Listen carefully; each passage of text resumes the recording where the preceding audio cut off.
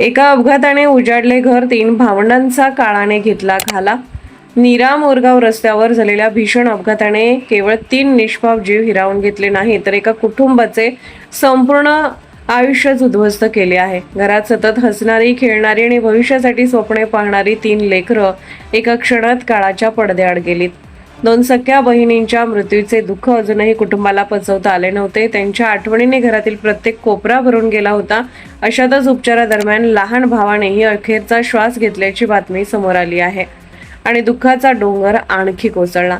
आई वडिलांनी आपल्या मुलांसाठी रंगवलेली स्वप्ने, त्यांच्या शिक्षणाच्या आशा, त्यांच्या यशाचे क्षण पाहण्याची आस एका अपघाताने सर्व काही हिरावून गेले. घरात घुमणारे त्यांच्या हास्याचे स्वर आता कायमचे शांत झाले आहेत. त्यांच्या पावलांची चाहूल, त्यांचे निरागस बोलणे आणि भावंडांमधील गोड भांडणं आता फक्त आठवणीत उरली आहेत. एखाद्या आई वडिलांसाठी याहून मोठे दुःख कोणते असू शकते?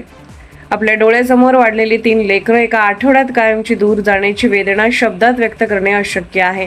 या घटनेने संपूर्ण परिसर हळहळला असून सर्वत्र शोककळा पसरली आहे.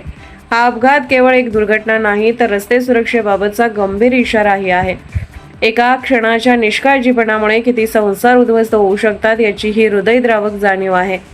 3 निष्पाप जीवांना भावपूर्ण श्रद्धांजली. त्यांच्या आठवणी कायम जिवंत राहतील, पण त्यांनी निर्माण केलेली पोकळी कधीच भरून निघणार नाही.